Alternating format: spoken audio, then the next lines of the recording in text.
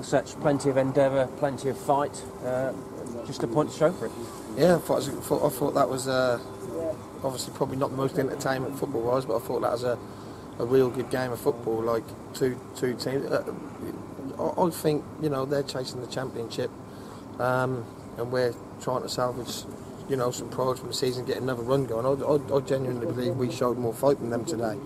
I think we showed more heart. We showed more, a little bit more determination in the tackles. Certainly a little bit more ambition. Obviously, we're being a home side and they're off the back of a defeat, but they do what they do. They work hard. They grind it out. They don't give much away at the back, and eventually they find a weakness. But they didn't find a weakness in us today.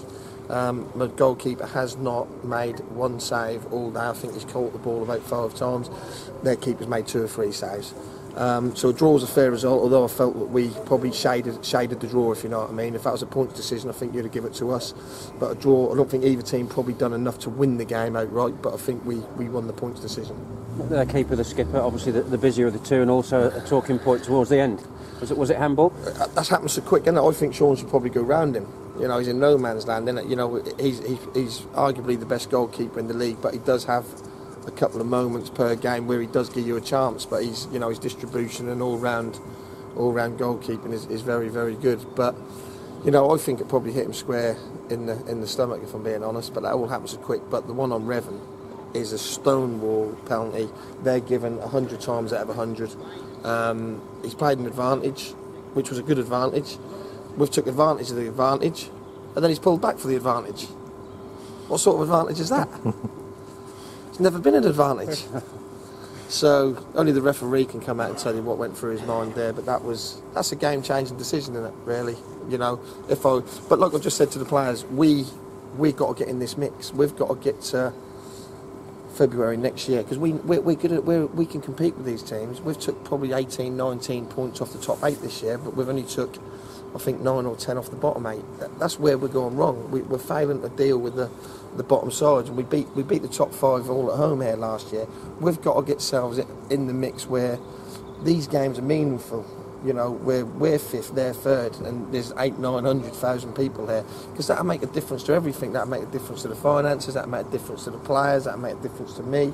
And that's the challenge. We have got to have a good start next season and get in amongst these top 5, because we're good enough. We're one of the better teams in the league. I'm not saying we're the best team in the league. I'm not saying we're one of the top 5 teams in the league, but we're certainly on our day as good as anybody in this league.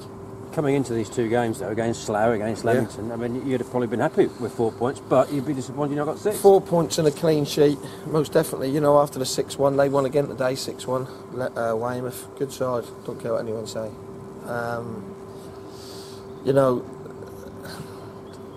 To then go to Merthyr, we've played Merthyr, Slough, and Leamington, and we've not been beaten, and we've picked up 5 points. And that's just a shame that we ain't close. Even another 5, 6, 7, 8 points closer, we'd still have an outside chance. But that's a shame, because this is a good group, no mistake. We did have the injuries at the start of the season, so we'll cut a bit of grace for that, hopefully. But we went on a really good run, 9 unbeaten.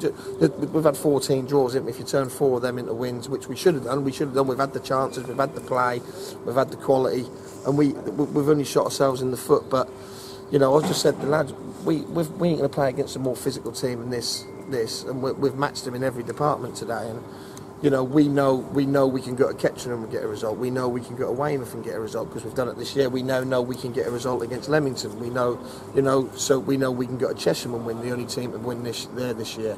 So we're building blocks hopefully for next year. Like I say, all we need is a start. If we get a start next year and avoid injuries, then players can't go on holiday in June, July, like Sansi did this year, turn up miles out of condition. That just can't happen. Players who are going to be at this football club have got to take responsibility for their actions in the summer, and that means not going on holiday at the end of July. We didn't have our full first team out on the pitch once all pre-season. Obviously, you don't get paid on pre-season, but as a non-league footballer, you've got to take responsibility. But then you've got to throw in the mix that some of the players go out with teachers, can only go on holiday at a certain time. But we've had 2 seasons now where we've had slow starts, and that we're playing catch up throughout the season. And next year, I don't care what if we have to come back in the end of May, we'll have to come. I don't know what we're going to do, but we've definitely got to start stronger than we did this year. Given this bunch, though, given the fact that you're mid-table-ish, arguably nothing to play for, the work rate, the harrying and the closing down was exceptional. Yeah, considering I've lost the dressing room. That was outstanding. You know, and that's what I said to the lads after. An absolute outstanding performance, and for some reason the Lynn fans would rather see a game like this, blood and thunder, tackles, Quigley headers, you know, flying in, and they seem to love that, you know, Gord's clothesline and their lad on that. They seem to enjoy that more than free-flowing football sometimes, because that was a proper non-league game today, wasn't it? That was a proper non-league football game on a dreadful pitch, 1 or 2 referee decisions, big tackles, big headers, lots of desire from both sides, and probably a fair result at the end of it. Taking that desire now into this game on Tuesday. Yeah, St Nate's will probably come there and roll us over about 4-0. That's what normally happens. We normally play against someone in the bottom 3 or 4, and they embarrass us on our own patch, and we'll get booed off. But you know, this is our problem. This is the fixture like Tuesday night are the fixtures we've got to start putting right. You know, no disrespect to St Nate's, but they're 3rd or 4th from bottom. They're on a bad run. They've changed the manager about 30 times this year. We have got to put them to the sword on Tuesday night. We've got to play with the same intensity. You know, do the players look at the league table and go, oh, well, they're 16th, we'll only have to go 3 quarters today? No, you don't. You've got to turn up. We train high intensity. We play against the top 8 high intensity. When you've got a young group, that we've got to somehow channel that into planning. A league season is 46 games. You have to go 46 games every season and the best team who do that win. You know, when we won the league with the Bunt and Gulliver, we had a lot of experience in the team, so they drove the lads on. We ain't got that experience in this group, but the group have got to find that experience, or I've got to find 1 or 2 players to come in and have them sort of leader type. Sam Gorgon's a good leader when he's out there, Lee Smith when he's out there, but we don't get him on the pitch often enough.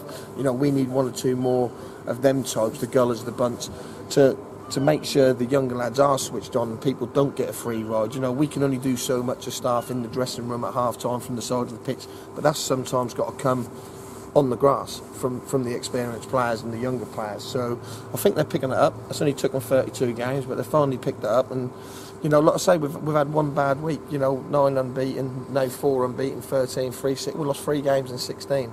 So all in 1 week, which has absolutely killed us, ending in a 6-1 defeat. But we've bounced back from that. We can put that to bed now.